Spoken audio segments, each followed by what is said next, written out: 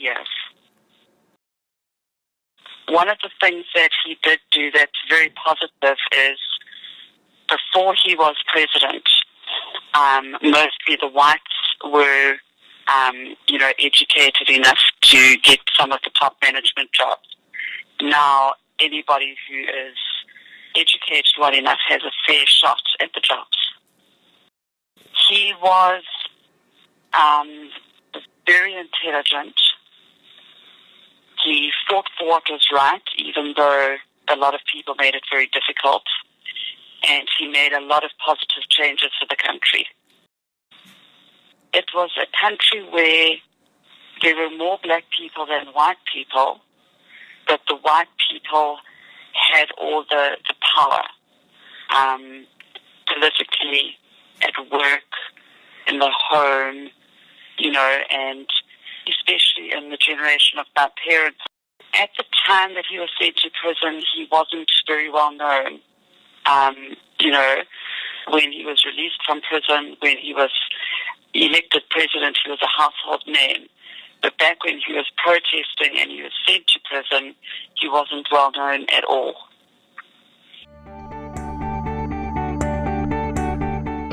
What is a legacy? A legacy is how someone is remembered, what contributions they made, or the pathways that guide people in decisions with what to do or what not to do. Nelson Mandela made many contributions in his life and influenced others to make good choices throughout their lives. Mandela has had a tremendous impact not only on South Africa, but on the world. The legacy he left for others is peace, equality, and to fight for whatever they believe in. Mandela sacrificed his and his family's lives to reach his goal, and he did not and would not stop until he did. He has taught everybody to never give up on what they believe in.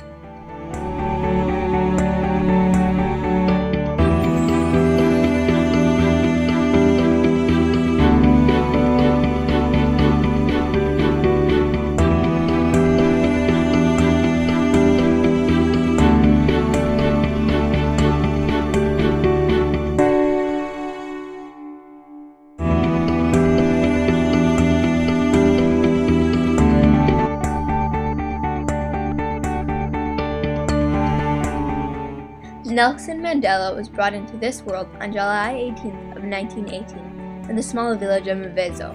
Being a member of the royal family of the Thembu tribe, he grew up with tribal chiefs and elders. His father gave him the name Roli Slavla, but his teacher said he must have a Christian name and changed it to Nelson. Soon afterwards, Mandela's father, Gadla Henry Mfakaniswa, was deprived of his chief status and they moved to Kunu. His father died when Mandela was only 9 years old. Nelson was the first in his family to attend school and finished his junior certificate in 2 years, rather than 3.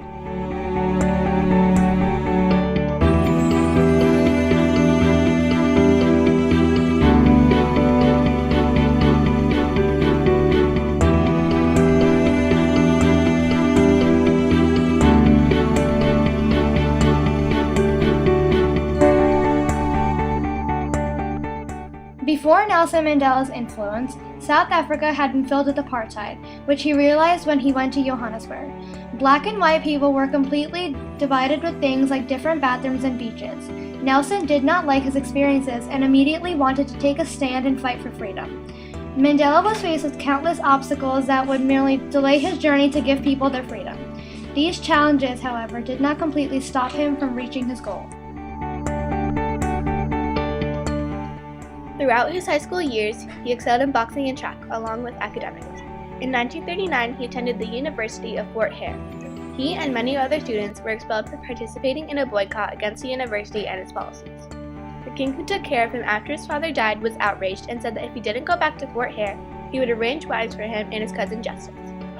He decided to run away and live in Johannesburg in 1941. He worked as the mine security officer there and then in law firm Witkin, Edelman, and Stelsky. He studied law at the University of Witwatersrand. There, he became involved in a movement against racial discrimination. He also joined the African National Congress, also known as the ANC, and worked to establish its youth league, ANCYL. He then completed his business analytics through the University of South Africa and went back to Fort Hare for his graduation in 1943.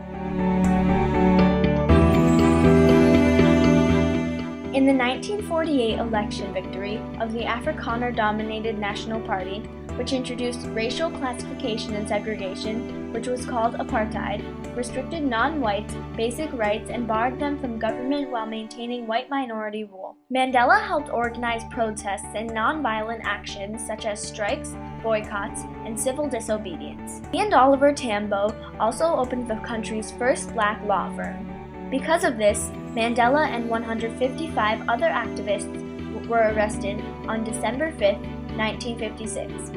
They then went on trial for treason. All defendants were found not guilty in 1961. In 1962, police fired on calm and peaceful protesters in Sharpeville. 69 people were killed. The massacre caused many riots and anger throughout the country. The ANC was forced to go underground and hide using disguises because the government banned the organizations. Mandela knew then that he needed to take a different approach than passive resistance. Nelson Mandela co-founded the Umkhonto Wesizwe, also known as MK, which was a new wing of the ANC. Nelson Mandela directed the MK to launch a sabotage campaign against the government. In 1962, he traveled illegally to a conference of African nationalist leaders in Ethiopia and underwent guerrilla training in Algeria. Shortly after he returned, he was arrested and sentenced to 5 years in prison. The charges were leaving the country and encouraging a workers' strike.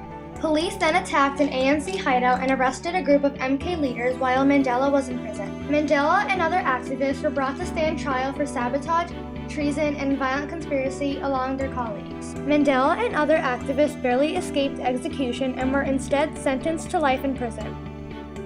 Nelson had once stated, "I have cherished the idea of a democratic and free society in which all persons live together in harmony and with equal opportunities. It is an ideal which I hope to live for and to achieve.